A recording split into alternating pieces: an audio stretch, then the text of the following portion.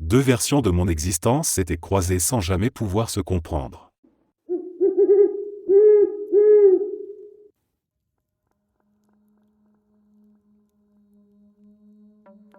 Il était une fois, je travaillais dans une pizzeria et, à la fin de la journée, je devais m'occuper de la vaisselle. J'étais à l'arrière, en train de balayer le sol, pendant qu'un robinet déversait de l'eau dans un grand évier professionnel à 3 bacs. Ce robinet faisait un bruit assourdissant, un vacarme constant qui résonnait contre les murs carrelés. Quelqu'un est venu derrière pour me parler, mais je ne l'entendais absolument pas à cause du grondement de l'eau. Sans y réfléchir consciemment, presque par réflexe, j'ai tendu la main depuis l'autre bout de la pièce et j'ai fait un geste comme si je serrais quelque chose dans l'air. À cet instant précis, le robinet s'est brusquement arrêté. Le silence qui a suivi était encore plus choquant que le bruit. L'eau ne coulait plus, le balai s'est immobilisé dans mes mains et j'ai regardé l'évier sans comprendre ce qui venait de se passer. Le gars qui essayait de me parler est devenu livide. Il m'a fixé quelques secondes, comme s'il venait d'assister à quelque chose d'interdit, puis il a fait demi-tour et a quitté la pièce sans dire un mot. Le reste de la soirée s'est déroulé dans une ambiance étrange.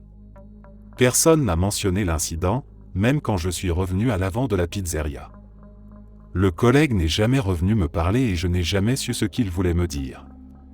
En fermant le restaurant, je suis retourné seul près de l'évier, j'ai observé le robinet et j'ai essayé de refaire le même geste, encore et encore, mais rien ne s'est produit. Depuis ce jour, je n'ai jamais réussi à reproduire ce moment, quelle que soit l'intensité de ma concentration. Je ne sais toujours pas si c'était une coïncidence incroyable, un mécanisme défaillant ou autre chose que je ne comprends pas.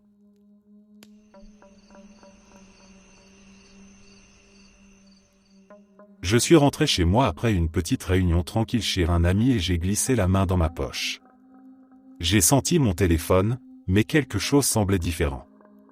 Je l'ai sorti et je l'ai examiné. C'était une version presque neuve de mon téléphone à clapet LG, que j'avais récemment cassé mais que j'utilisais encore. Nous étions en 2014, bien après l'époque où les smartphones étaient partout, donc les téléphones à clapet n'étaient ni courants ni faciles à trouver. En plus, ce modèle précis n'était plus fabriqué. J'ai parcouru les contacts, retrouvé le propriétaire, et il m'a dit qu'il avait perdu ce téléphone 1 an plus tôt et qu'il n'en voulait plus. J'ai parlé à tous mes amis, et en réalité à presque toutes les personnes que je connaissais, et personne n'avait la moindre idée de ce dont je parlais. Les années ont passé et personne n'a jamais avoué avoir mis ce téléphone dans ma poche. Une autre fois, j'ai égaré mes clés dans la même poche de veste, après être entré dans ma chambre et avoir jeté la veste dans le placard. Je me suis dit qu'elles avaient dû tomber dans le placard, qui était en bazar. J'ai cherché un moment, puis j'ai abandonné et commencé à utiliser mon double. J'égare souvent des objets et ils finissent toujours par réapparaître, donc je ne me suis pas vraiment inquiété. 6 mois passent. Je décide de déménager ma chambre au sous-sol et je vide complètement ce placard au passage. Pas de clé. 6 mois plus tard encore, je rentre de l'extérieur par l'autre bout de la maison, en traversant une pièce que j'utilise fréquemment, et je remarque un trousseau de clés au milieu du putain de sol. C'était bien le même que j'avais perdu 1 an plus tôt, sauf que le mousqueton, qui était bleu, était maintenant d'une teinte brun métallique, comme s'il était resté au soleil pendant une éternité ou avait traversé des dimensions ou quelque chose comme ça. Encore une fois, j'en ai parlé à mes colocataires et à toutes les personnes qui étaient passées à la maison cette semaine-là, même au type des arroseurs. Personne n'avait la moindre idée.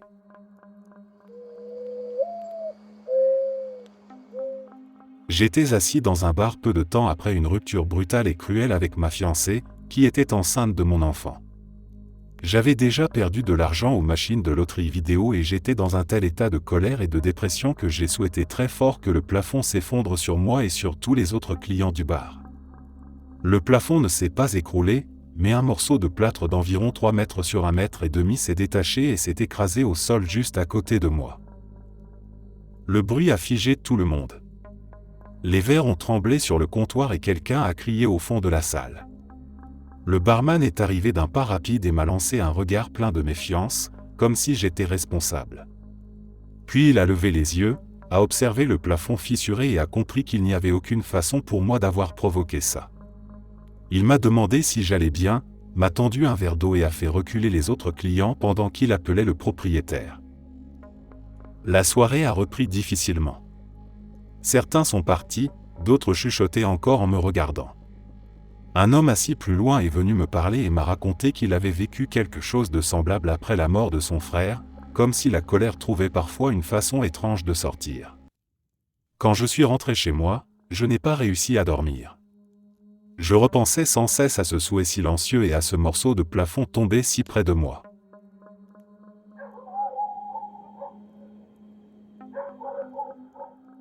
C'est arrivé la semaine dernière, donc c'est encore très frais dans ma tête.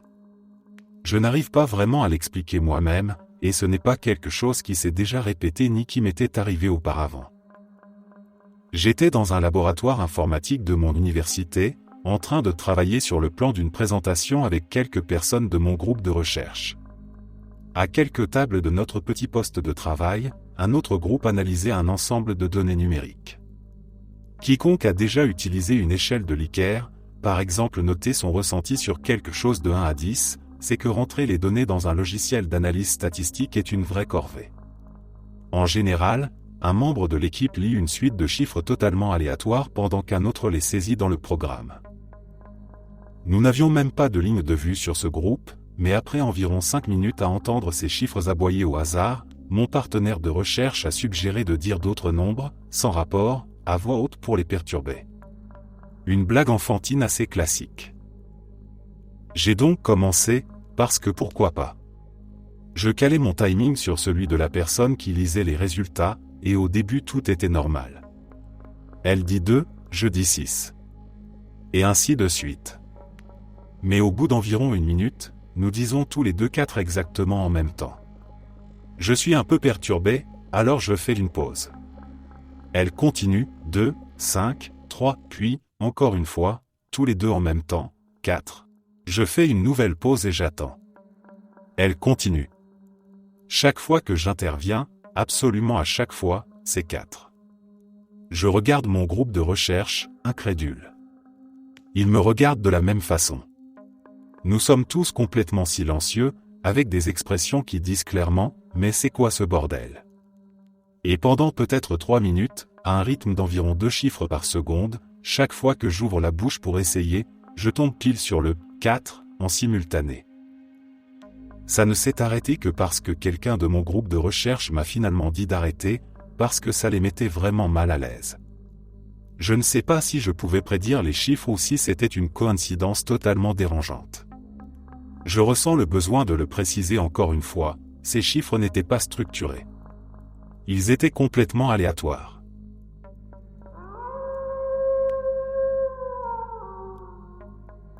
Histoire vraie, et encore aujourd'hui elle me fout une trouille que je n'arrive pas à expliquer. J'avais 15 ans à l'époque. J'ai fait un rêve où je me rendais dans une salle d'arcade que je fréquentais souvent. J'étais avec un ami proche. Avant de sortir pour attendre qu'on vienne nous chercher, on achetait tous les deux des sodas à emporter. On se retrouvait ensuite accroupis dehors, assis sur le bord du trottoir, les gobelets à la main, à regarder le parking presque vide. Je finissais mon soda et, sans raison particulière, je plongeais la main dans le gobelet pour attraper des glaçons que je lançais un par un sur le sol.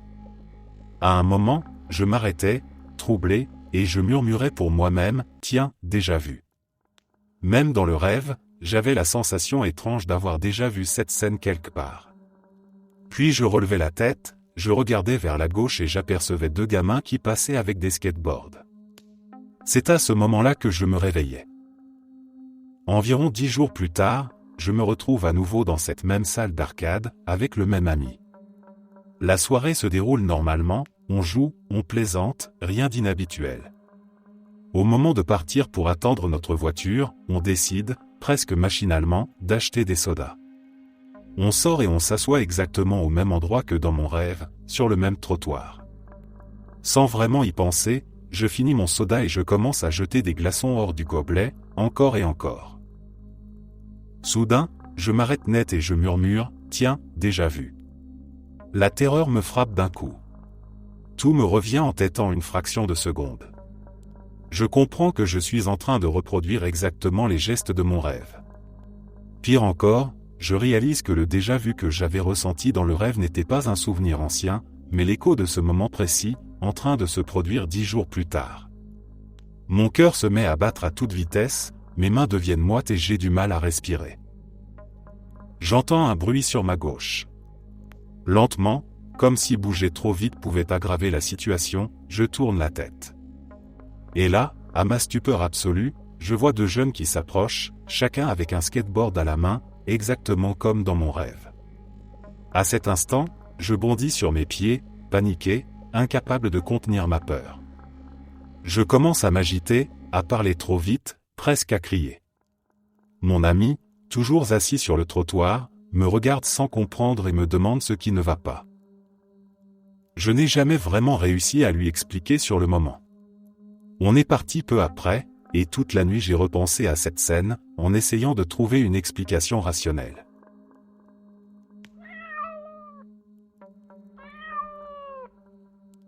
J'ai une mémoire terrible. Toutes les personnes que j'ai rencontrées sont d'accord avec moi. Il m'arrive de me souvenir d'un détail très précis, mais des parties manquent, comme le son, des parties du corps, etc.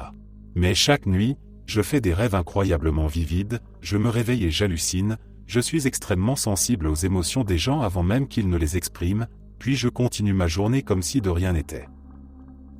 Je jure que ça m'a aidé dans énormément de situations, surtout ce que je viens de décrire dans le 2e paragraphe. Prenons cet exemple. Une cliente arrive à mon travail avec une amie.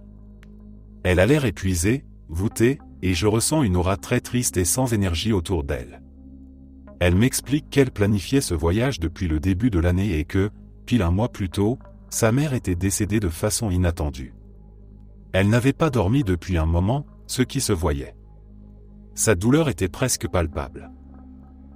Je lui montre certains de nos produits et lui explique qu'ils l'aideront à se détendre et à mieux dormir. Son amie me remercie et elles prennent des rendez-vous. Je ressentais constamment que cette femme et moi devions parler, sans réussir à comprendre pourquoi. Puis la cliente s'effondre en larmes, sans prévenir, ce qui est assez courant lors d'un deuil. Le lendemain, elles reviennent. Toute la nuit précédente, j'avais eu ce sentiment profond que je devais montrer à cette femme que je comprenais son incapacité à faire face. La frustration, la tristesse et la solitude. Alors je vais dans une épicerie du coin et j'achète des fleurs. J'hésitais entre des roses et de la gypsophile, puis j'ai choisi un bouquet avec les 2, ainsi que des lys. J'écris aussi ma citation préférée. Pour moi, elle résume parfaitement l'amour, et je pensais que cette femme l'apprécierait. Bref, la cliente sort de son soin et me dit qu'elle rentre plus tôt chez elle. Je hoche la tête, me dépêche et lui tends les fleurs et le mot avant qu'elle ne parte. Elle a presque failli s'écrouler sous l'émotion. Chaque fleur, jusqu'à la couleur, figurait dans la couronne funéraire de sa mère. Mon 2e prénom est Rose, et le nom de jeune fille de sa mère était Rose. Ma fleur préférée est la gypsophile, et c'était aussi la fleur préférée de sa mère. Et la citation ? C'était également la préférée de sa mère. Elle m'a remercié encore et encore, puis m'a dit, le destin a vraiment une façon étrange d'agir.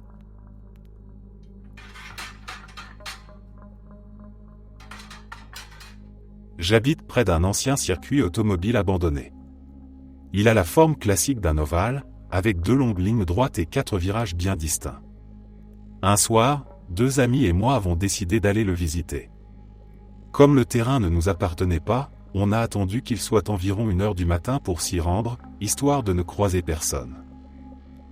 Avant de partir, j'avais regardé le circuit sur Google Maps pour bien repérer sa forme et l'endroit où l'on pouvait entrer. On est arrivé par la ligne droite sud et on a commencé à marcher sur la piste dans le sens inverse des aiguilles d'une montre. La nuit était calme, sans vent, et le silence rendait chaque pas plus lourd. Quand on a atteint le 2e virage, dans la partie nord-est du circuit, on a remarqué un graffiti peint directement sur l'asphalte. C'était une tête de canard version punk, très bien réalisée, avec des couleurs encore visibles malgré l'usure. On a trouvé ça vraiment stylé et on a décidé de s'asseoir à côté pour discuter quelques minutes. L'un de mes amis a posé sa canette de boisson énergisante par terre pendant qu'on parlait. Après un court moment, on s'est relevé et on a repris notre marche. On a suivi la longue ligne droite nord, puis on a pris le virage suivant sans hésiter. Tout semblait logique, familier, exactement comme sur la carte que j'avais étudiée. On avançait tranquillement, plaisantant, jusqu'à atteindre ce qui devait être le 4e virage, dans la partie sud-ouest du circuit. C'est là que tout a basculé. Par terre, au même endroit relatif que précédemment, se trouvait exactement le même graffiti. La même tête de canard punk, identique dans les moindres détails. Avant même que l'un de nous puisse parler, on a tous remarqué la canette posée juste à côté. C'était la même. Même marque, même couleur, même position au sol. Le silence est tombé d'un coup. Personne n'osait parler, comme si mettre des mots sur ce qu'on voyait allait rendre la situation encore plus réelle. On a immédiatement compris que quelque chose n'allait pas. Ce devait être le même endroit que tout à l'heure. Pourtant, c'était impossible. Nous n'étions pas assez fatigués pour nous être trompés, et le circuit est très clair dans sa structure.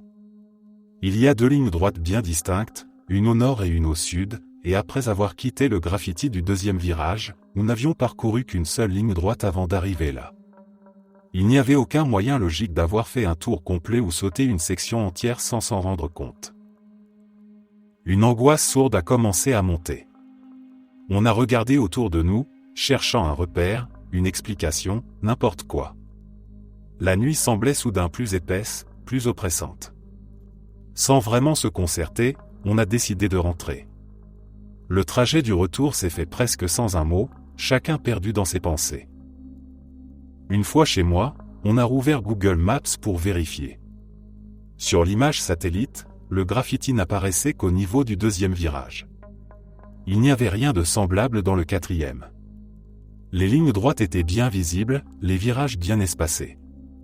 Aucune duplication, aucune ambiguïté possible. Pourtant, nous étions 3 à avoir vu la même chose, au même moment, et à être arrivés à la même conclusion sur notre position.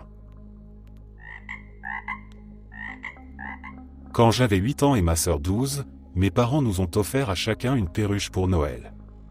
Cadeau affreux, bruyant à mourir, je ne sais pas ce qu'ils avaient en tête. La mienne était jaune et je l'ai appelée Sunny, celle de ma sœur était bleue et s'appelait Skyler. C'étaient les premiers animaux que nous avions vraiment à nous, et nous jouions avec eux tous les jours pendant environ 3 mois.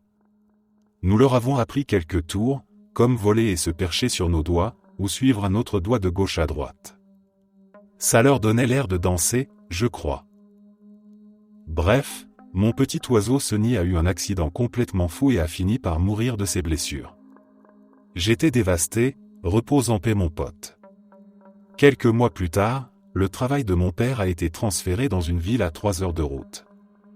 On a dit à ma sœur qu'elle devait relâcher Skyler dans la nature, en réalité dans les banlieues, parce qu'elle n'allait pas déménager avec la famille. Alors, lors d'une cérémonie pleine de larmes, nous avons ouvert la cage de Skyler et l'oiseau est parti en trombe, a survolé la maison des voisins et a disparu pour toujours. Du moins, c'est ce que nous pensions. Presque 5 ans plus tard, nous vivions dans une nouvelle ville et avions complètement oublié les oiseaux. Ma famille est partie camper pendant une semaine dans un parc d'État juste à l'extérieur de la ville.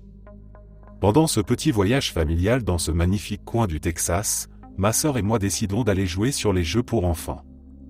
Alors que nous étions assis tout en haut, une perruche bleue claire identique à Skyler arrive en volant et se pose juste à côté de nous sur la structure, en poussant un petit gazouillis amical. Ma sœur et moi sommes restés figés, nous nous sommes regardés puis avons regardé l'oiseau, et nous avons dit lentement, « Skyler ?» L'oiseau a poussé un autre petit gazouillis amical et j'ai décidé que c'était forcément Skyler. J'ai tendu mon doigt vers elle et elle a sauté dessus, exactement comme nous lui avions appris presque 5 ans et demi plus tôt. Puis j'ai bougé le doigt de mon autre main de gauche à droite et elle s'est mise à se balancer, exactement comme avant. Ma sœur et moi avons complètement perdu la tête.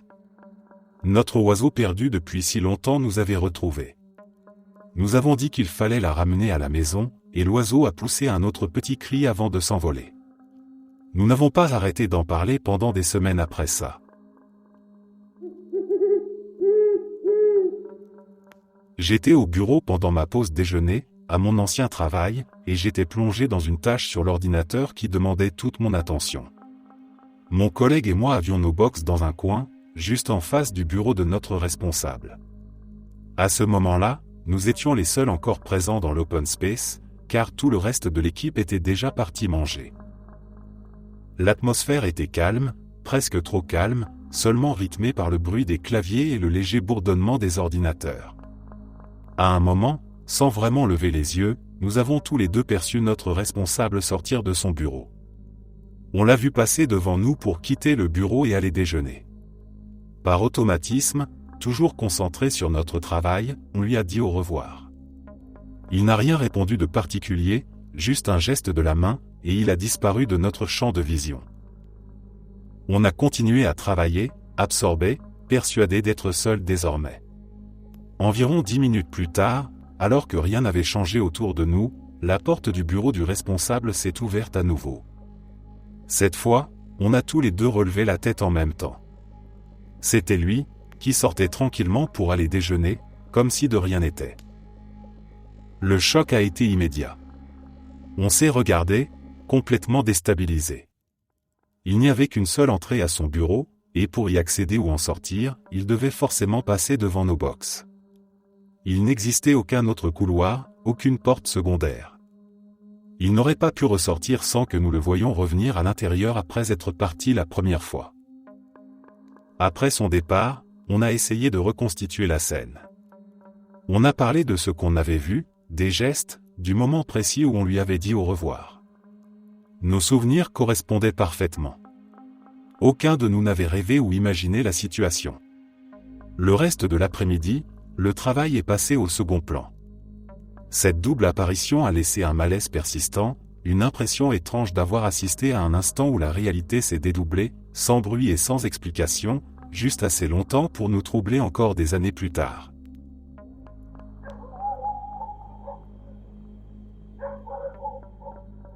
Cela faisait des années que je n'avais pas touché à des drogues psychotropes. J'avais même arrêté de fumer de l'herbe depuis environ 1 an.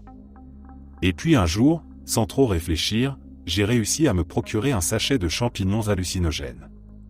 Je les ai pris avec un ami.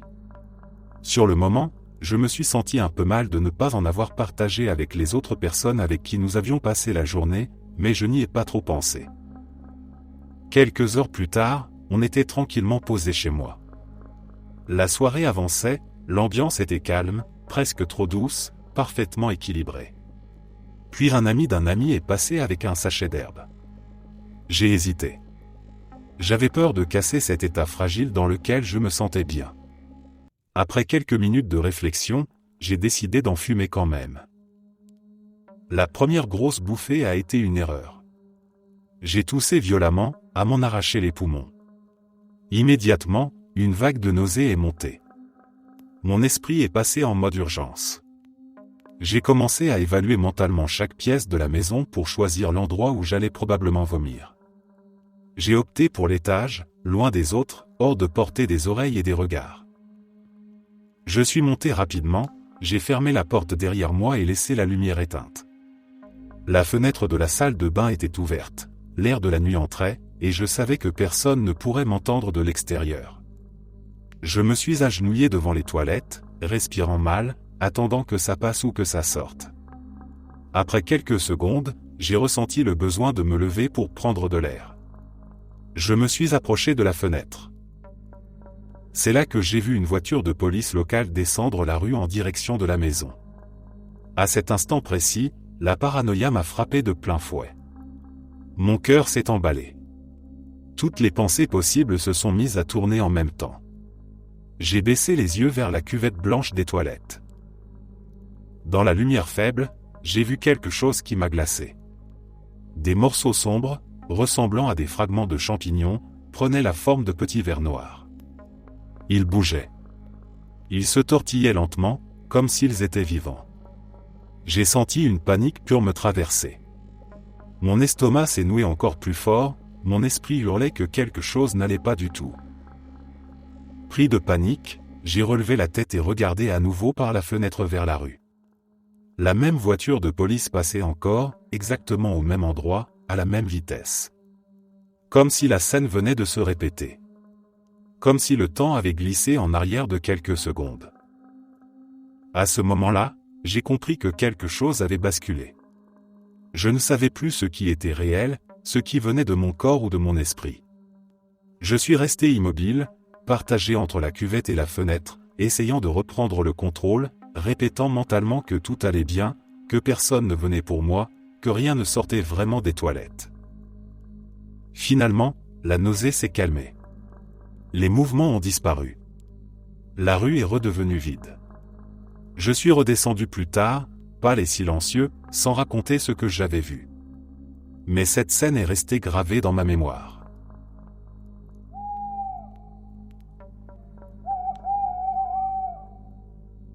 Une autre histoire, qui date de quand j'étais vraiment très jeune. Des amis de ma famille avaient une cabane en montagne, dans un endroit où il neige énormément. C'était en plein hiver. À l'intérieur de la cabane, il y avait un jouet de Sully, le monstre bleu de Monstres et compagnie. Le jouet ne disait qu'une seule phrase, toujours la même, avec une voix un peu grave et mécanique. « Je suis Sully ». À un moment, quelqu'un l'a fait tomber ou lui a donné un coup de pied, et après ça, quand on appuyait sur le bouton, il ne fonctionnait plus. On a tous pensé qu'il était cassé. Pourtant, dans la nuit, vers 1h du matin, alors que tout le monde dormait et que personne ne le touchait, le jouet s'est mis à parler tout seul. Dans le silence de la cabane, la voix a résonné clairement. « Je suis Sully ». Ça a réveillé plusieurs d'entre nous et personne n'osait bouger. Le lendemain matin, tous les enfants ont décidé qu'on ne voulait plus de ce truc dans la cabane. On l'a emmené dehors et on l'a attaché à un arbre, assez loin, à environ 200 mètres de la cabane, au milieu de la neige. On était convaincus que le problème était réglé. Mais le jour suivant, en se levant, on a retrouvé le jouet à l'intérieur de la cabane. Personne n'a admis l'avoir ramené, et les adultes ont juré qu'ils n'y avaient pas touché. On l'a de nouveau attaché au même arbre, encore plus solidement cette fois. Peu après, c'était le moment de repartir et on a quitté la montagne en laissant le jouet dehors. L'année suivante, quand on est revenu à la cabane, la curiosité a pris le dessus. On est allé voir l'arbre. Le jouet était toujours là. En s'en approchant, avant même qu'on puisse le toucher, il s'est remis à parler. « Je suis Sully ». Avec le recul, je me dis que le fait qu'il soit réapparu dans la cabane avait peut-être été une blague, quelqu'un qui voulait nous faire peur. Je n'en suis pas certain. Mais ce qui reste vraiment étrange, c'est qu'il parlait tout seul, sans aucune raison apparente. Après une année entière dehors, sous la neige et la pluie, le jouet avait un aspect horrible, sale, déformé, presque grotesque. Et pourtant, il fonctionnait encore.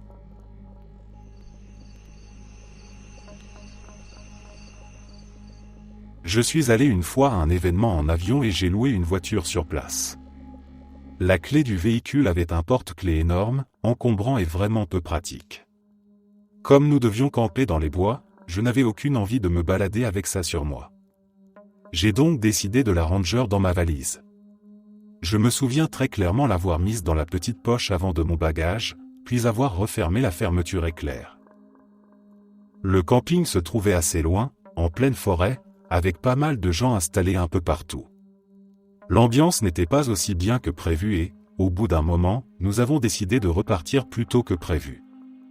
Nous sommes retournés à l'endroit où la voiture était garée, confiants, prêts à rentrer.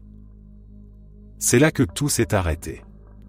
Impossible de trouver la clé de la voiture de location. J'étais absolument certain de l'avoir rangée dans cette poche précise. J'ai ouvert la valise, vérifié la petite poche. Vide. J'ai fouillé le reste de la valise, retourné les vêtements, vérifié chaque compartiment. Rien. Mon ami a fouillé sa propre valise. Rien non plus. Nous avons tout vidé. Absolument tout. Nous avons ouvert chaque poche, secoué les valises, retourné les sacs de couchage, vérifié les chaussures, les trousses, même les endroits absurdes où une clé n'aurait jamais dû se retrouver. Puis nous avons tout remis en place, objet par objet, lentement, méthodiquement. La clé n'était toujours pas là. Nous avons même échangé les valises pour vérifier une dernière fois. Toujours rien. Le lendemain, tout le monde autour du campement a été mis à contribution. Des gens qui n'étaient même pas proches de nous ont cherché, inspectant le sol, les tentes, les alentours. Rien. À un moment, j'ai dû me rendre à l'évidence. La clé était perdue. J'ai appelé une assistance, fait venir un camion, et fait remorquer la voiture. Cela m'a coûté cher, entre le transport et le remplacement officiel de la clé. J'étais surtout épuisé et frustré, incapable de comprendre ce qui avait pu se passer. Une fois rentré chez moi, quelques jours plus tard, j'ai commencé à défaire ma valise. Presque machinalement, j'ai ouvert en premier la petite poche avant. Et là, bien en évidence, sans rien d'autre autour, se trouvait le porte-clés. Posé au fond de la poche, parfaitement visible. Je suis resté immobile à le regarder pendant plusieurs secondes. La poche était vide à part ça. Il n'y avait aucune doublure cachée, aucun trou, aucun recoin. Cette poche avait été fouillée, retournée, secouée, inspectée par moi, par mon ami, et par d'autres personnes. Et pourtant, la clé était là, exactement là où je me souvenais l'avoir mise au départ. À ce jour, je n'ai toujours aucune explication.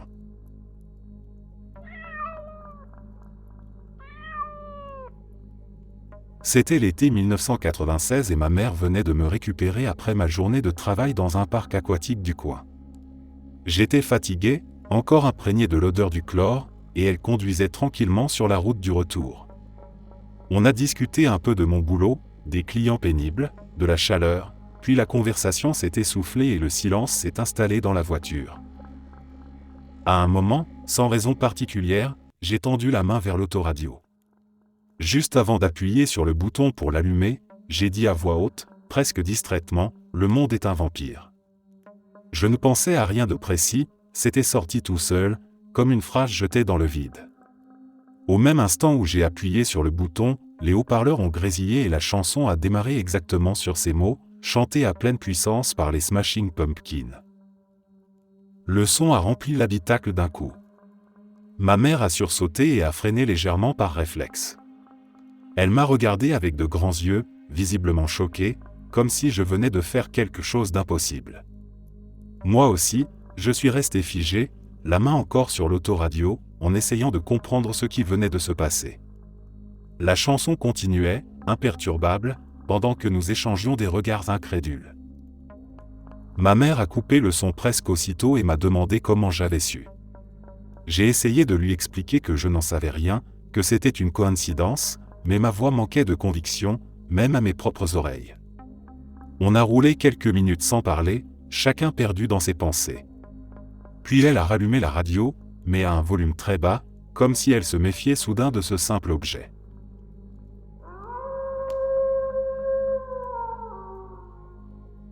Il y a quelques années, j'étais à une soirée pyjama chez deux de mes meilleurs amis. Il était environ 1h du matin et nous étions dans la cuisine en train de préparer des brownies. L'ambiance était calme, familière, rien d'étrange. Puis, sans aucune raison apparente, j'ai ressenti quelque chose de très précis. J'ai eu l'impression nette que quelqu'un venait de partir. Pas juste une absence vague, mais la sensation exacte de dire au revoir tard dans la nuit, comme lorsqu'une mère vient récupérer son enfant parce qu'il ne peut finalement pas rester dormir. C'était tellement fort que j'avais presque l'impression de me souvenir de cette personne, de son visage, de la place qu'elle occupait quelques minutes plus tôt. J'ai fini par le dire à voix haute, confuse. J'ai demandé si quelqu'un venait de partir, en expliquant que j'avais l'impression que quelqu'un était là juste avant, mais que je n'arrivais pas à imaginer qui. Avant même que je termine ma phrase, tout le monde a réagi. Chacune a confirmé avoir ressenti exactement la même chose, au même moment. Personne n'a hésité. Personne n'a dit ne pas comprendre. C'était immédiat et unanime, comme si nous avions toutes perdu quelqu'un en même temps sans savoir qui. Nous nous sommes regardés en silence pendant quelques secondes. On a essayé de réfléchir rationnellement. Nous avons compté combien nous étions. Nous avons repensé à notre arrivée, aux messages envoyés plus tôt dans la soirée. Rien ne manquait. Personne n'était censé être là en plus. Et pourtant, cette sensation persistait, lourde et réelle. Ce qui rendait la chose encore plus troublante, c'est que nous n'étions pas un groupe à raconter des histoires effrayantes. Nous ne regardions pas de films d'horreur ensemble. Aucune de nous n'aurait inventé ce genre de choses, et encore moins tout en même temps. L'idée même de jouer un rôle ne nous aurait pas traversé l'esprit. La soirée a continué, mais quelque chose avait changé. De temps en temps, l'une de nous s'arrêtait de parler, comme si elle avait oublié ce qu'elle allait dire. Les brownies ont fini par cuire, nous les avons mangés, nous avons essayé de rire, mais cette impression ne s'est jamais complètement dissipée.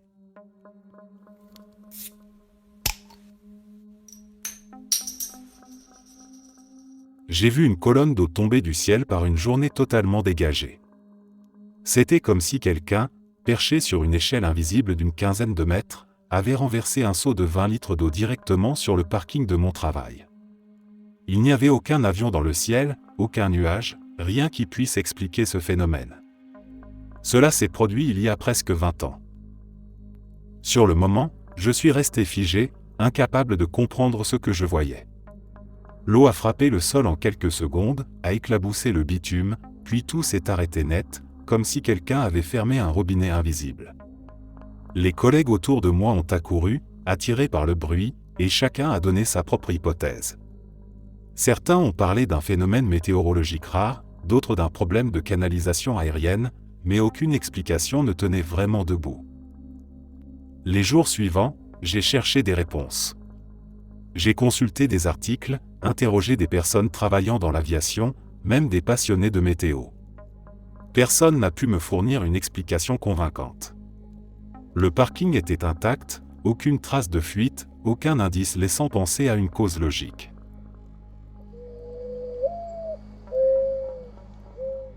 Quand j'étais adolescent et que je vivais encore chez mes parents, un jour ma mère est rentrée avec les courses. Je l'ai aidée à tout ranger. À un moment, elle m'a demandé de monter 2 gros sacs de coton dans la salle de bain. Je les ai pris et je suis monté. En ouvrant le tiroir, l'un des sacs m'a glissé des mains. Ce n'était pas un petit objet, c'était des sacs assez volumineux, impossibles à ignorer. Je l'ai vu tomber. J'ai entendu le bruit. Je me suis immédiatement baissé pour le ramasser. Il n'était pas par terre. J'ai regardé dans le tiroir, autour du meuble, sous le lavabo, derrière la porte. Rien. J'ai vidé le tiroir, déplacé les tapis, vérifié même dans les autres tiroirs au cas où il aurait rebondi. Le sac avait tout simplement disparu. J'ai fini par redescendre dire à ma mère que je n'en avais monté qu'un. Elle a cru que je me trompais. Nous avons cherché ensemble plus tard. Il n'a jamais réapparu. Le deuxième événement est beaucoup plus récent, il date de quelques semaines seulement. Un ami m'a confié des pièces en verre à sabler avec un motif pour sa fille qui venait d'obtenir son diplôme universitaire. Il me les a remises dans une enveloppe à bulles, avec des essuie-tout entre chaque pièce pour éviter qu'elles ne s'abîment.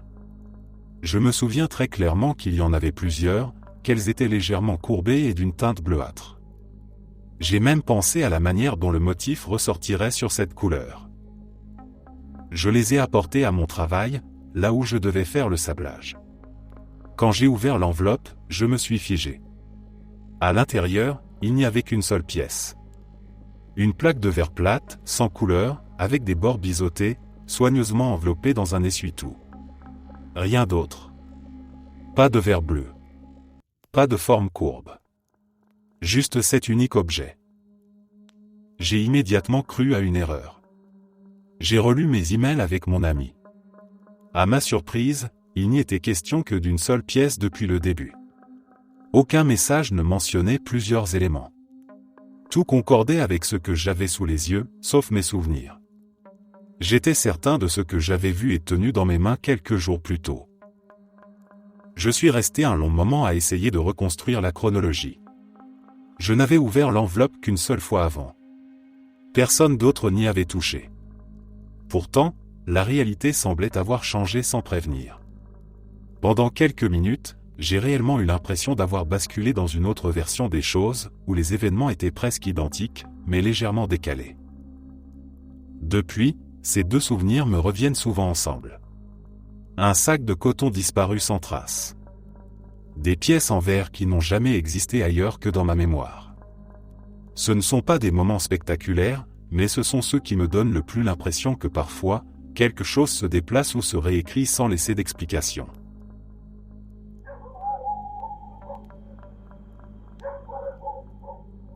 Quand j'étais enfant, j'ai découvert une lame de couteau abandonnée et je me suis mis à la lancer contre le mur en planche de la remise. Sans vraiment réfléchir, je l'ai projetée de toutes mes forces. Au bruit sec que j'ai entendu, j'ai compris qu'elle avait sans doute heurté un clou planté dans le bois. La lame a aussitôt rebondi avec violence et, dans cette fraction de seconde, j'ai fermé les yeux par réflexe. Quand je les ai rouverts, la lame revenait droit sur moi. Contre toute attente, elle est retombée exactement dans ma main, comme si je l'avais attrapée volontairement. Je suis resté immobile, le cœur battant à toute vitesse, incapable de croire ce qui venait de se produire. La peur m'a envahi d'un coup, suivi d'un profond soulagement en réalisant que je n'étais pas blessé. Après cet instant irréel, j'ai laissé tomber la lame sur le sol et je me suis éloigné de la remise. Je n'ai jamais recommencé à jouer avec des objets dangereux.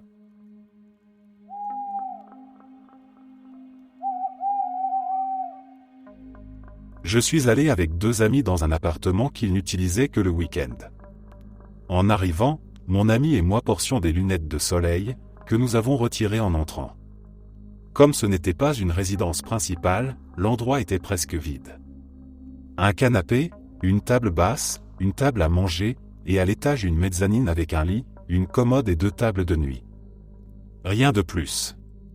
Impossible de se dire que quelque chose pouvait s'y perdre facilement. Nous avons posé nos sacs pour le week-end, puis nous nous sommes préparés à ressortir pour aller déjeuner.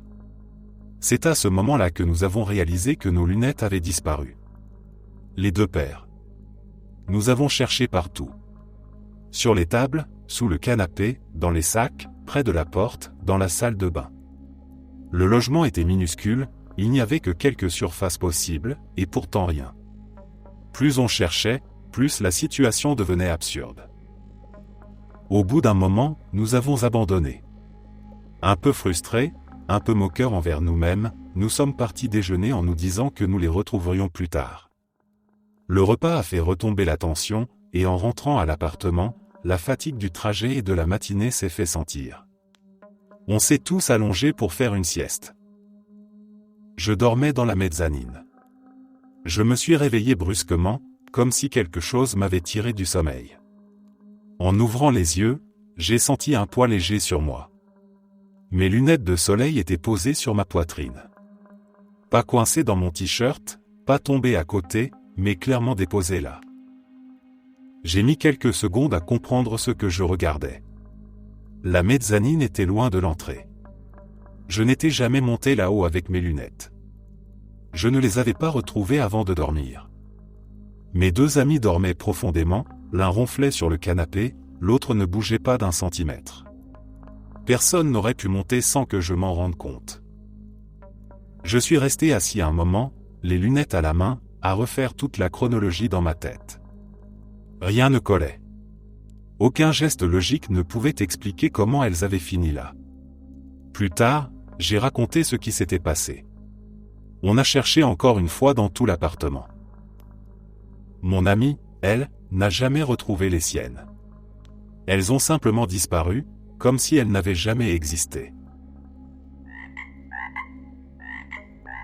Pendant ma dernière année de lycée, j'étais assis à une table de la cafétéria avec mes amis, en pleine conversation. En gesticulant, j'ai renversé mon verre et je l'ai vu basculer droit vers mes genoux. J'ai senti le choc contre la table et j'ai aussitôt cru que tout mon pantalon était trempé. Par réflexe, j'ai bondi de ma chaise pour aller chercher des serviettes. C'est là que quelque chose d'étrange s'est produit. En regardant mon pantalon, j'ai constaté qu'il était complètement sec. Le siège sur lequel j'étais assis ne présentait aucune trace d'humidité. Le sol non plus. J'ai passé ma main sur mes vêtements, puis sur la chaise, persuadé d'avoir manqué quelque chose, mais il n'y avait rien. La seule trace de boisson encore visible se trouvait dans le verre, toujours posé sur mon plateau, comme si presque rien n'avait été renversé. Mes amis se sont tus et m'ont observé avec confusion. Certains ont regardé sous la table, d'autres ont vérifié autour de leurs pieds, pensant que le liquide avait dû éclabousser ailleurs. Personne n'a trouvé la moindre flaque. L'un d'eux a même soulevé mon plateau pour vérifier s'il n'avait pas tout absorbé, mais il était sec lui aussi. La situation a provoqué des rires nerveux, puis un silence étrange. Le reste de la pause a été consacré à tenter de comprendre ce qui venait de se passer. Chacun a proposé une hypothèse, une illusion d'optique, un faux mouvement, un verre à peine incliné. Aucune explication ne correspondait vraiment à ce que nous avions vu.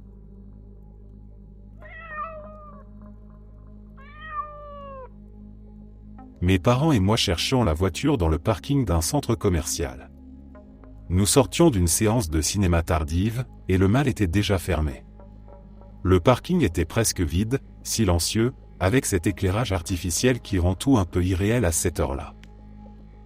Nous étions certains d'avoir garé la voiture au 6e étage.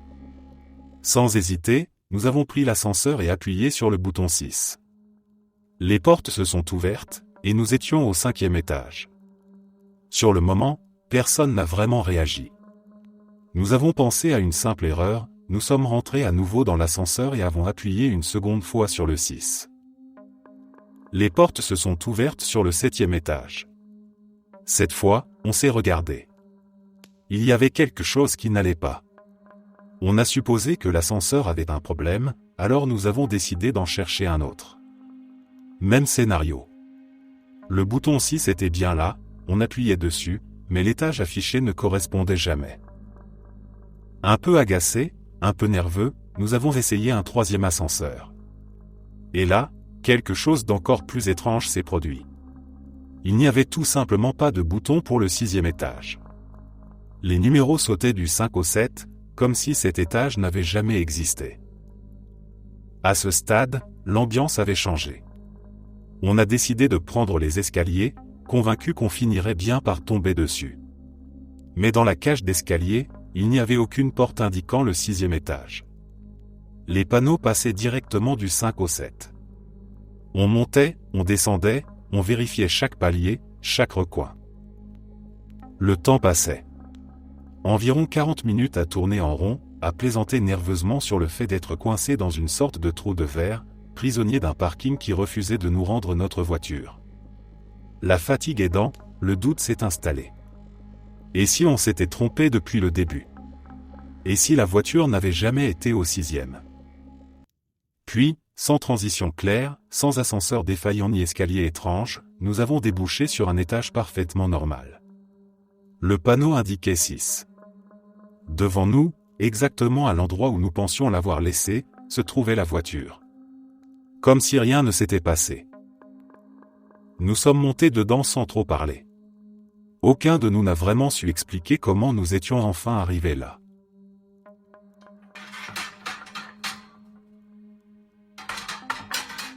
Quand j'avais 9 ans, je participais à une séance photo dans une ferme. Je portais une longue robe très champêtre, au col montant, qui descendait bien en dessous de mes genoux, et je tenais un panier rempli d'œufs. Les photographes me demandaient d'en sortir un, puis un autre, de les tenir de différentes façons pour varier les poses. Tout se passait bien jusqu'au moment où, sur une photo, l'œuf que je tenais a glissé de mes mains. J'ai aussitôt pensé que c'était fichu. Je me suis penché rapidement pour voir où il s'était écrasé au sol, mais il n'y avait rien. Aucun œuf cassé, aucune trace sur la terre. J'ai relevé la tête, complètement perdu. Les photographes se regardaient entre eux, tout aussi surpris. L'un d'eux a proposé qu'il ait peut-être roulé un peu plus loin. Nous sommes restés là quelques secondes, immobiles, à fixer le sol. Tout le monde m'avait vu lâcher l'œuf, mais personne ne l'avait vu tomber. J'ai alors écarté doucement la jupe de ma robe pour mieux observer le sol juste devant moi. C'est là que je l'ai vu. L'œuf était coincé parfaitement entre mes genoux, intact, sans la moindre fissure. Je l'ai pris dans mes mains avec précaution, encore incrédule. Les adultes autour de moi ont éclaté de rire, mêlant soulagement et étonnement, incapables d'expliquer comment c'était possible.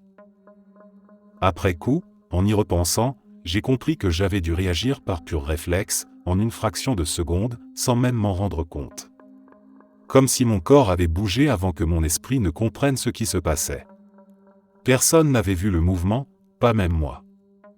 La séance photo a repris, mais l'ambiance avait changé. Tout le monde continuait d'en parler entre deux prises.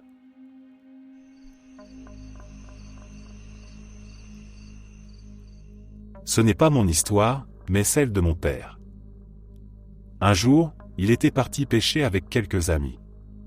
Ils avaient garé la voiture près d'un coin isolé, pas très loin de la rivière, et avaient passé plusieurs heures tranquilles à pêcher. Quand ils sont revenus vers la voiture, ils ont vite compris que quelque chose n'allait pas. Les réservoirs étaient presque vides. Quelqu'un était passé et avait siphonné l'essence des voitures garées là. Ils ont discuté un moment, un peu agacés mais sans vraiment de solution.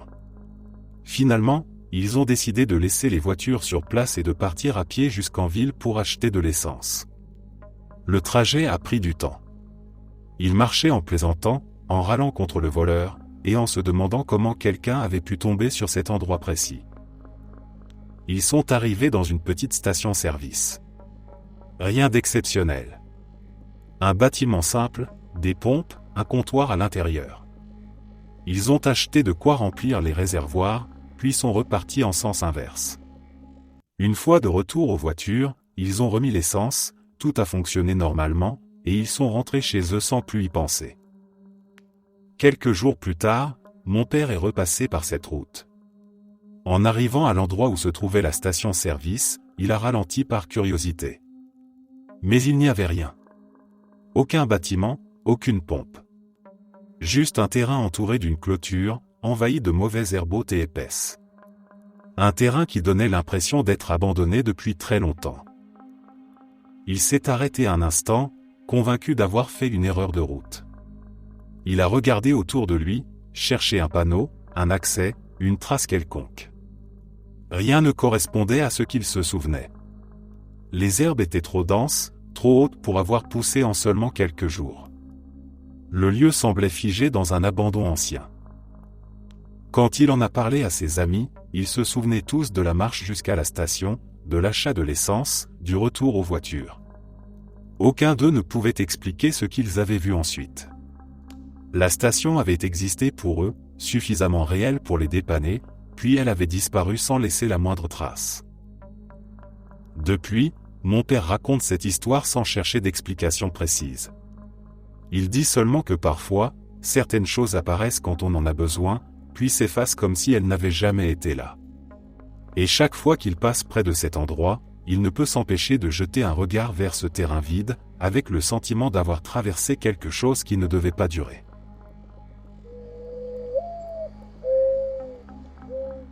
Quand j'avais 9 ans, je participais à une séance photo dans une ferme.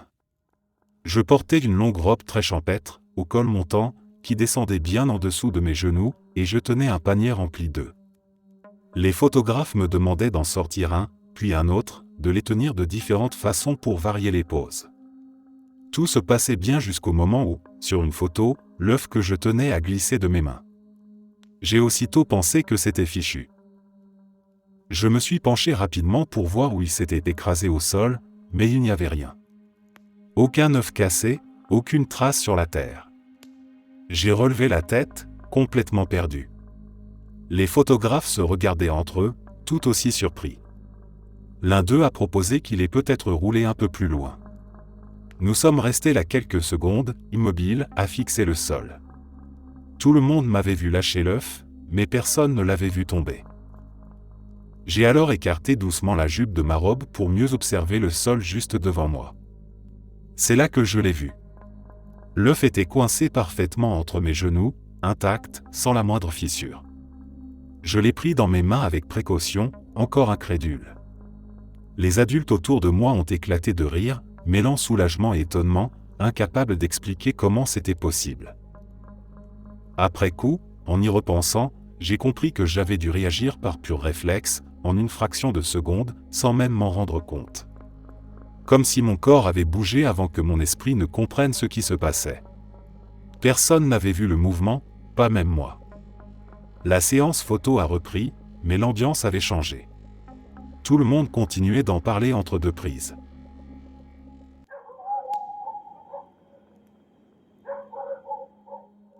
Je me souviens de l'accident. Je me souviens très clairement du choc. La voiture de mon père, une Nissan verte, vert émeraude, une couleur que j'adorais, a été percutée sur le côté. L'impact a été assez violent pour que la voiture soit déclarée bonne pour la casse. L'image est restée nette dans ma tête, comme une scène figée. Je me souviens de la police sur place. Des gyrophares, des questions, et moi qui racontais tout ce que j'avais vu, avec le sérieux d'un enfant persuadé d'aider. Je me souviens de mon père assis à côté, silencieux, et de ma mère qui me surveillait pendant que je parlais. Je me souviens aussi de mes parents qui m'ont dit de dire au médecin que j'avais mal au cou et à la poitrine, même si ce n'était pas vrai. Je ne comprenais pas vraiment pourquoi, mais je l'ai fait. Je me souviens de la salle d'attente, des examens rapides, et de cette impression étrange de jouer un rôle. Je me souviens avoir eu une semaine entière sans école. À l'époque, c'était presque une récompense. Je regardais la télévision, je jouais, et je racontais l'accident à qui voulait l'entendre, fier d'avoir vécu quelque chose d'important. Je me souviens aussi de mon père au téléphone, en colère, en train de se disputer avec l'assurance. Sa voix était reconnaissable entre toutes, agacée, insistante, répétant les mêmes phrases encore et encore. Pour moi, tout cela faisait partie de l'histoire. Des années plus tard, lors d'une discussion banale, mon père s'est vanté de n'avoir jamais eu d'accident de voiture. J'ai souri intérieurement, certain de détenir la preuve contraire. Avec un certain plaisir, je l'ai corrigé, en rappelant l'accident, la Nissan verte, la voiture détruite. J'attendais des rires ou des souvenirs partagés. À la place, il y a eu un silence. Puis des regards inquiets. Toute ma famille m'a regardé comme si je racontais quelque chose de complètement inventé. Selon eux, mon père n'a jamais possédé de Nissan. Il n'a jamais conduit une voiture verte. Ils ont même ajouté qu'il refusait cette couleur, convaincu qu'elle portait malheur. J'ai insisté.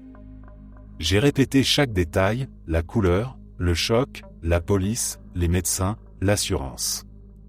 Mais leurs réponses sont restées identiques, calmes et fermes, comme un récit appris par cœur. Pour eux, cet accident n'a jamais existé.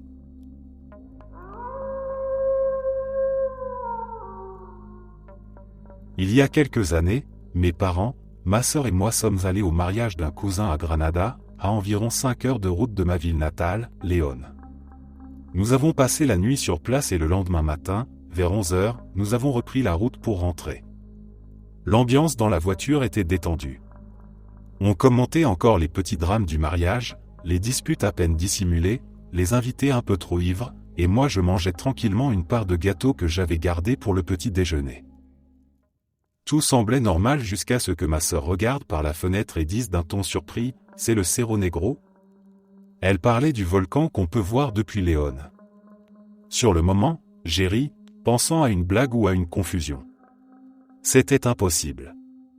Nous avions pris la route à peine 20 minutes plus tôt. Mais quelques secondes plus tard, le silence est tombé dans la voiture. Devant nous, des panneaux indiquaient clairement « Bienvenue à Léon ». Mon père a ralenti, persuadé qu'il s'agissait d'une erreur ou d'un détour étrange. Ma mère a regardé autour d'elle, puis nous a demandé si quelqu'un se souvenait avoir traversé Managua. Personne n'a répondu. Entre Granada et Léon, il y a le lac Xolotlan et la ville de Managua, la capitale du pays, 2 endroits impossibles à rater. Il n'y avait aucun souvenir de bouchons, de feux, de bâtiments, ni même du paysage changeant autour du lac. Rien.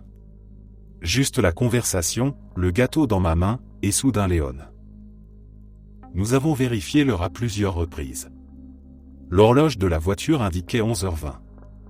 Nos téléphones affichaient la même chose. Aucun appel manqué, aucun message étrange, aucune coupure de signal. Le gâteau était encore à moitié intact, certainement pas quelque chose que j'aurais pu garder 5 heures sans y toucher. Et surtout, personne ne se souvenait d'avoir roulé pendant tout ce temps. La discussion n'avait même pas eu de pause, comme si le trajet s'était compressé en quelques minutes. Le reste du trajet jusqu'à la maison s'est fait dans un silence lourd, ponctué de tentatives maladroites pour rationaliser la situation. Mon père parlait d'un trop de mémoire collectif, ma mère évoquait la fatigue, ma sœur restait fixée sur la route, visiblement troublée. Moi, je regardais par la fenêtre en essayant de repérer un détail familier qui me rassurerait.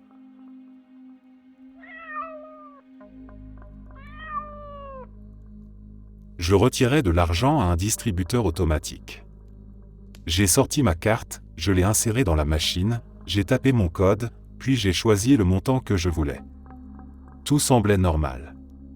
Ensuite, j'ai attendu. 1 minute. Puis 2. Puis beaucoup trop longtemps. Au bout d'environ 5 minutes, rien n'était sorti. Ni l'argent, ni la carte. J'ai commencé à paniquer. Je regardais l'écran, je tapotais autour de la fente, je me demandais si la machine avait avalé ma carte. J'ai reculé d'un pas, j'ai sorti mon téléphone pour appeler la banque, déjà en train d'imaginer les démarches, les blocages, les formulaires à remplir. Ma copine était à côté de moi et me répétait qu'elle avait bien vu toute la scène, que je n'avais rien rêvé. Juste avant de composer le numéro, j'ai eu un réflexe étrange. J'ai ouvert mon portefeuille. Ma carte était là. Exactement à sa place habituelle, comme si je ne l'avais jamais sortie. Je l'ai regardée plusieurs fois, je l'ai retirée, remise, vérifiée sous tous les angles. Il n'y avait aucun doute, c'était bien la mienne. En revanche, l'argent que je voulais retirer n'était nulle part. On est resté figé quelques secondes. Ma copine a confirmé qu'elle m'avait vu insérer la carte, entrer le code et sélectionner le montant. Elle a même décrit mes gestes, comme pour se rassurer elle-même. On a regardé le distributeur, on a attendu encore, au cas où quelque chose finirait par sortir. Rien. Je suis finalement allé au guichet de la banque un peu plus loin pour vérifier mon compte. La somme n'avait pas été débitée. Officiellement, cette opération n'avait jamais existé. Pourtant, dans ma tête et dans celle de ma copine, tout s'était déroulé normalement jusqu'au moment où la réalité avait semblé se couper net.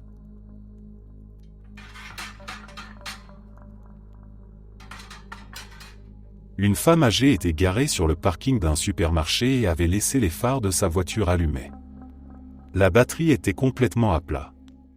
Je l'ai vue essayer de démarrer, encore et encore, sans succès. Je me suis approché et je lui ai demandé si elle avait besoin d'aide. Elle m'a répondu qu'elle ne comprenait pas ce qui n'allait pas. J'ai jeté un œil rapide et je lui ai expliqué que la batterie était morte, mais que j'avais des câbles dans ma voiture et que je pouvais l'aider. Je suis allé les chercher, j'ai branché les pinces, et en quelques minutes la voiture a redémarré sans problème. Elle était soulagée, m'a remercié plusieurs fois, puis elle est partie. Je l'ai regardée quitter le parking avant d'entrer moi-même dans le magasin pour faire mes courses, sans y penser davantage.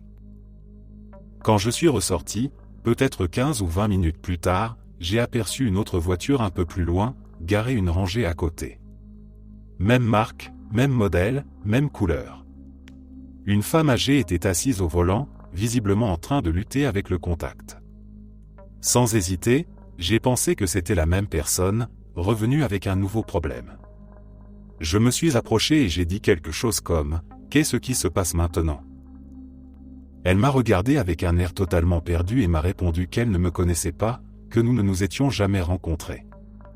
À ce moment-là, j'ai senti une vraie montée de panique. Ce n'était pas la même femme. Même voiture, même âge approximatif, mais un visage différent, une voix différente. J'ai eu l'impression que la réalité venait de se décaler d'un cran, juste assez pour me désorienter complètement. Je lui ai quand même proposé mon aide. Cette fois, ce n'était pas la batterie. J'ai reconnu le bruit du démarreur défaillant. Je lui ai demandé de tourner la clé pendant que je poussais légèrement la voiture pour faire bouger les pièces. Après quelques secondes, le moteur a fini par démarrer. Elle m'a remercié, un peu méfiante mais reconnaissante, puis elle est partie à son tour. J'avais un chat que j'avais adopté dans un refuge. À l'époque, je vivais dans une maison avec 2 autres gars, et le règlement interdisait les animaux. On faisait attention, mais un jour le chat est sorti et il s'est enfui. Malgré les recherches et les affiches, il a disparu. Avec le temps, j'ai fini par accepter l'idée que je ne le reverrai probablement jamais. 2 ans ont passé.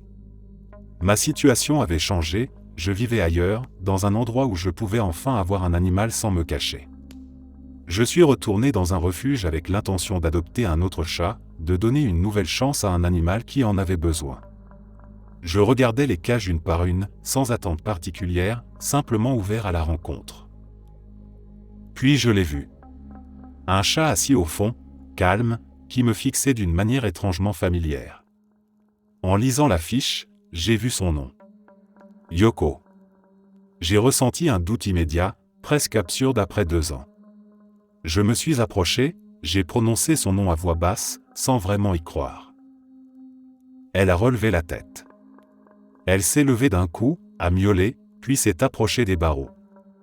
Quand on a ouvert la cage, elle a sauté directement dans mes bras, comme si aucun temps ne s'était écoulé. À ce moment-là, il n'y avait plus de doute possible. C'était bien elle.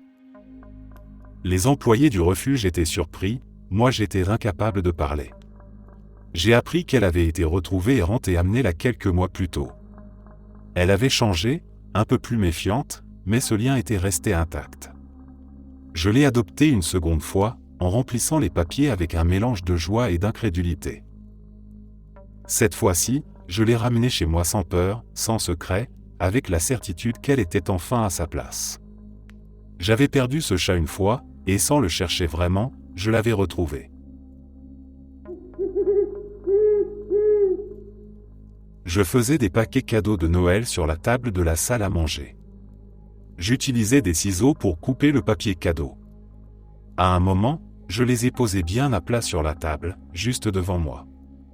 J'ai terminé de scotcher le paquet, puis je l'ai porté jusqu'au sapin, à quelques mètres de là. 30 secondes plus tard, quand je suis revenu à la table, les ciseaux avaient disparu. Je suis réputé pour perdre des objets sous mon propre nez, alors sans trop m'inquiéter, j'ai appelé ma femme pour qu'elle m'aide à chercher. Je m'attendais à ce qu'elle les repère immédiatement et se moque gentiment de moi. Mais cette fois, rien. Nous avons regardé sur la table, sous la table, sur les chaises, autour du sapin, puis dans toute la pièce. On a même vidé la poubelle, au cas où je les aurais jetés par réflexe en même temps que des chutes de papier cadeau. Rien du tout. La recherche a continué un bon moment. Nous avons fouillé les tiroirs, les autres pièces de la maison, vérifié les paquets déjà emballés, reposé chaque étape dans notre tête pour comprendre à quel moment ils auraient pu disparaître. Finalement, un peu lassés, nous avons abandonné en disant qu'ils réapparaîtraient bien un jour, comme tous les objets perdus finissent par le faire. Quelques semaines plus tard, nous avons assisté à l'ouverture des cadeaux de Noël, attentifs au moindre bruit de métal ou à la moindre forme suspecte sous le papier déchiré. Aucun ciseau n'est apparu. Nous avons donc éliminé définitivement l'hypothèse qu'ils aient été emballés par erreur avec un cadeau. Les mois ont passé, puis les années. 4 ans plus tard, nous avons déménagé. La maison a été vidée entièrement, pièce par pièce, placard par placard. Les ciseaux n'ont jamais refait surface. À force, c'est devenu une blague entre nous. Nous disions que des gnomes les avaient volés pendant que j'avais le dos tourné. Depuis ce jour, chaque fois qu'un objet disparaît sans raison apparente, nous échangeons un sourire et nous lâchons la même phrase en riant, « Fichu gnome ».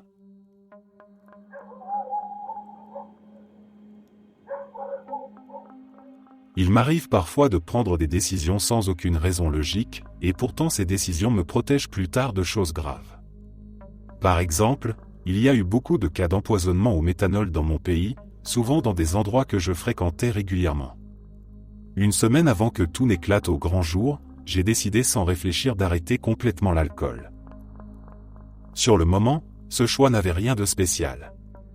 Je n'étais pas malade, je n'avais pas eu de mauvaises expériences récentes, et personne ne m'y avait poussé. J'ai simplement ressenti une sorte de refus intérieur, comme si continuer n'était plus une option. J'ai décliné des sorties, ignoré des invitations, et même surpris mes proches par ce changement soudain.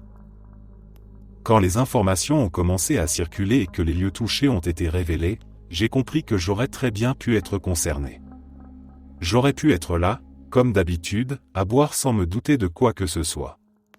À ce moment précis, mon choix sans raison apparente a pris un tout autre sens. Il ne m'a pas seulement évité un danger physique, il a aussi laissé une trace durable dans ma façon de décider. Ce n'était pas la première fois que cela arrivait. D'autres situations, plus précises encore, m'avaient déjà donné l'impression d'avoir évité quelque chose au dernier moment. Changer d'itinéraire, annuler un rendez-vous, quitter un endroit plus tôt que prévu. À chaque fois, un détail surgissait plus tard et donnait l'impression que ce geste impulsif avait compté. Bien sûr, il est possible que je réfléchisse trop et que je relie des événements qui n'ont aucun lien réel. Mais à force d'accumuler ces expériences, il devient difficile d'ignorer cette impression persistante que certaines décisions, même irrationnelles, peuvent parfois nous mettre hors de danger avant même que nous sachions de quoi nous devons nous protéger.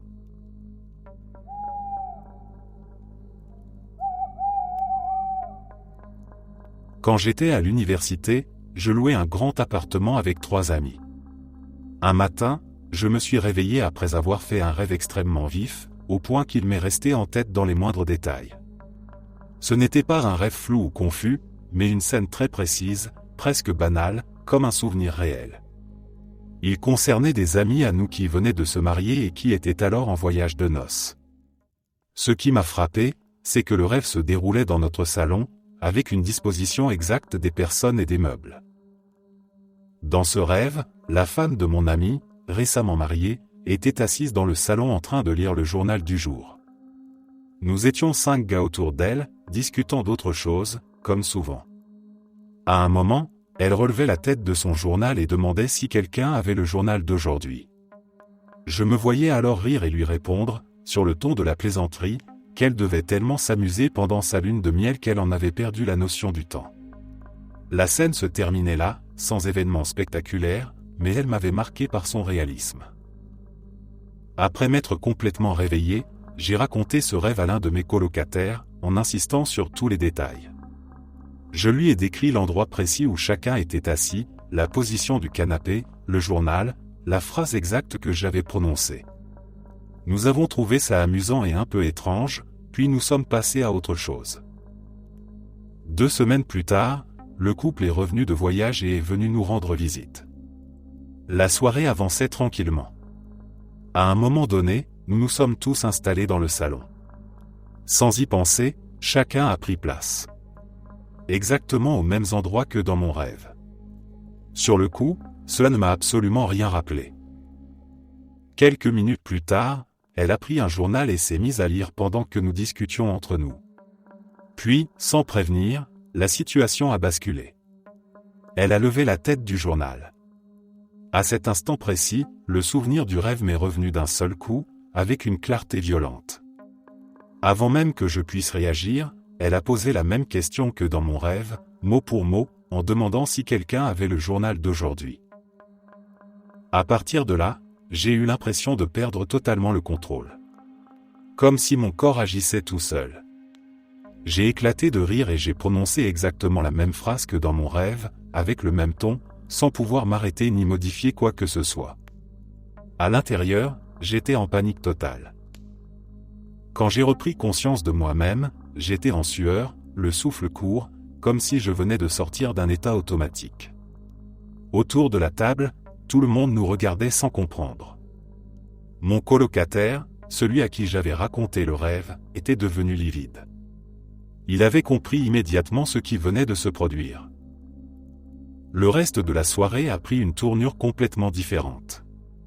Nous avons parlé pendant des heures de la nature du temps, de l'idée qu'il ne soit pas linéaire, qu'on puisse peut-être s'y déplacer sans s'en rendre compte. Certains ont évoqué des dimensions parallèles, d'autres des points de jonction entre différents moments de l'existence. Personne n'avait de réponse, seulement des hypothèses.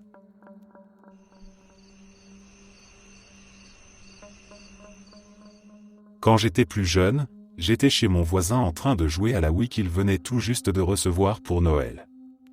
Pour une raison un peu étrange, on avait décidé de filmer la séance pendant qu'on jouait, comme si c'était un événement important. Nous étions dans sa chambre. La télévision était contre un mur, et juste à droite se trouvait un placard avec une porte coulissante. Pendant l'enregistrement, à un moment précis, la caméra a dévié de la télé pendant 1 seconde ou 2. Sans doute que mon voisin regardait davantage l'écran que ce qu'il filmait. Sur le coup, rien ne nous a semblé bizarre. On a continué à jouer, à rire, puis on a arrêté d'enregistrer sans se douter de quoi que ce soit. Ce n'est que plus tard, en revisionnant la vidéo, qu'on a remarqué quelque chose de complètement anormal. Pendant ce bref moment où la caméra pointait vers le placard, un objet plat, très clairement une sorte de magazine, est sorti du placard comme propulsé, puis est immédiatement rentré à l'intérieur. Le mouvement était rapide, net, comme si quelqu'un l'avait poussé depuis l'intérieur. Le problème, c'est que personne n'était près du placard. Personne n'était entré ni sorti de la chambre. Nous étions tous visibles dans la pièce à ce moment-là. Surpris et un peu nerveux, on a mis la vidéo sur pause, reculé, relancé plusieurs fois. À chaque fois, c'était la même chose. L'objet sortait, puis disparaissait. On a alors ouvert le placard et on l'a littéralement retourné.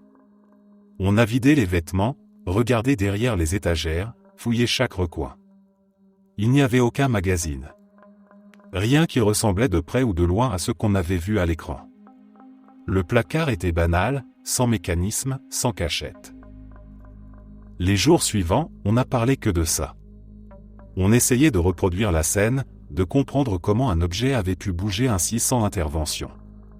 On a même refilmé le placard, en restant immobile, mais rien d'autre ne s'est produit. Finalement, on a décidé de montrer la vidéo à nos parents, convaincus que cette fois ils nous croiraient. Quand on a cherché la vidéo pour la leur montrer, elle avait disparu. Supprimée. Le téléphone, ou l'iPod, ou l'appareil qu'on utilisait contenait toujours toutes les autres vidéos. Mais celle-là, précisément, n'était plus là. Personne ne se souvenait l'avoir effacée. Aucun de nous n'avait touché au fichier entre-temps. Elle s'était simplement volatilisée. C'est à ce moment-là que l'excitation a laissé place à un vrai malaise. On avait la preuve, puis plus rien. Juste un souvenir partagé et une certitude étrange que quelque chose d'inexplicable s'était produit, puis avait été effacé, comme si ça n'aurait jamais dû être vu.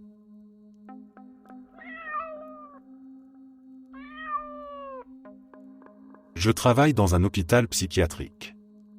J'ai vécu plusieurs situations étranges là-bas, mais celle-ci m'a particulièrement marqué. C'est arrivé après que j'ai accompagné un patient à l'extérieur pour une cigarette sous surveillance. Comme d'habitude, en rentrant dans l'unité, je suis censé récupérer son briquet. Cette fois-là, je ne l'ai pas fait. Quand nous sommes revenus à l'intérieur, son infirmière m'a demandé si le patient avait encore son briquet sur lui. Sur le moment, j'ai paniqué. J'ai menti et j'ai répondu non, en me disant que je le récupérerais discrètement un peu plus tard pour éviter des ennuis. J'étais persuadé que je pourrais le retrouver rapidement dans l'unité et régler ça sans que personne ne s'en rende compte. 1 heure a passé, puis plus. Impossible de l'approcher. Les infirmières n'arrêtaient pas de me confier des tâches à l'autre bout du service. Plus je courais d'une chambre à l'autre, plus l'angoisse montait. Si ce patient se faisait contrôler avec un briquet, tout retomberait sur moi. J'ai commencé à fouiller mes poches frénétiquement, encore et encore, avec l'espoir absurde de l'y trouver, même si je savais pertinemment que je ne l'avais jamais récupéré. Mes poches étaient vides. J'en étais certain. Le briquet était toujours sur lui. Puis, sans raison apparente, alors que j'étais assis quelques secondes pour souffler, j'ai senti une petite bosse contre ma cuisse. Une sensation très nette. Mon estomac s'est noué. J'ai plongé la main dans ma poche et j'ai senti le plastique familier. Le briquet était là. Bien réel. Comme s'il avait toujours été dans ma poche. Complètement perturbé, j'ai enfin réussi à retrouver le patient. Je lui ai demandé s'il m'avait rendu le briquet sans que je m'en rende compte, peut-être machinalement, pendant que je faisais autre chose. Il m'a regardé droit dans les yeux et m'a dit non, qu'il l'avait toujours sur lui. Pour prouver sa bonne foi, il a commencé à fouiller ses propres poches. Son visage a changé quand il ne l'a pas trouvé. Il a recommencé, de plus en plus nerveux. Rien. Je suis resté figé une seconde, puis j'ai sorti le briquet de ma poche et je le lui ai montré. Nous nous sommes regardés, complètement sidérés, et nous avons lâché en même temps un « mais putain, quoi ?» Il n'y avait aucune explication logique. Personne ne s'était approché de nous. Il n'avait pas quitté ma vue depuis que je l'avais retrouvé. À ce moment précis, un nouveau patient s'est approché. C'était quelqu'un qui se comportait de manière très étrange depuis son admission. Il s'est arrêté devant nous, nous a observé quelques secondes, puis a dit calmement, comme si c'était une évidence absolue, les esprits supérieurs peuvent se déplacer entre les images du temps. Il est reparti aussitôt, nous laissant là, silencieux, avec ce briquet dans la main et une sensation glaciale dans le dos.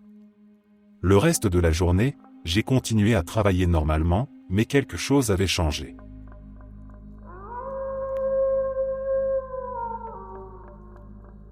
J'avais environ 8 ans.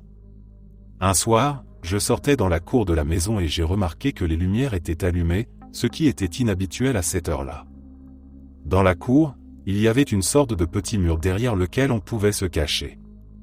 Juste derrière ce mur se trouvait un grand bac en dur que l'on utilisait pour stocker de l'eau et laver la vaisselle ou les vêtements, un genre de bassin de lavage en béton, assez commun là où je vivais.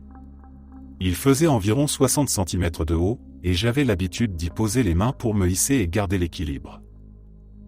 En m'approchant, j'ai vu une fille debout là, exactement dans la même position que moi d'habitude, les mains sur le bord, le corps légèrement penché en avant. Sur le moment, je n'ai pas eu peur.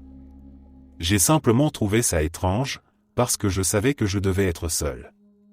J'ai regardé de plus près, essayant de comprendre qui c'était. Puis j'ai réalisé que cette fille, c'était moi. Elle n'avait pas les mêmes vêtements que ceux que je portais ce soir-là, mais des habits que je reconnaissais très bien, des vêtements que je mettais souvent à cette époque. Tout correspondait. La taille, le visage, la façon de se tenir. Elle me regardait fixement, sans sourire, sans bouger. J'ai eu l'impression que le temps s'était arrêté. Je ne saurais pas dire combien de secondes ou de minutes cela a duré, mais dans mon souvenir, ce regard a semblé interminable. Je voulais parler, appeler quelqu'un, mais aucun son ne sortait. Puis, lentement, elle s'est baissée et s'est glissée derrière le petit mur. J'ai attendu. Je me suis avancé. Elle n'est jamais réapparue. Derrière le mur, il n'y avait rien. Aucun endroit où quelqu'un aurait pu se cacher longtemps, surtout pas sans faire de bruit. Je suis rentré en courant dans la maison et j'ai raconté ce que j'avais vu à mon père. Il m'a écouté attentivement, m'a posé des questions, puis il est allé vérifier avec moi dans la cour. Tout était normal. Les lumières, le mur, le bassin. Rien d'autre. Il n'a jamais trouvé d'explication, et moi non plus. Avec les années, j'ai repensé souvent à cette scène. Ce n'était pas un rêve, j'en suis certain. Je me souviens de l'air de la nuit, de la lumière, de la position exacte où elle se tenait. Ce qui me trouble le plus, ce n'est pas la peur, mais cette sensation étrange d'avoir été observé par moi-même, comme si pendant un instant, deux versions de mon existence s'étaient croisées sans jamais pouvoir se comprendre. Merci d'être resté jusqu'à la fin. N'oubliez pas d'aimer la vidéo, de vous abonner et de partager vos propres histoires en commentaire. On se retrouve demain à la même heure devant ce feu.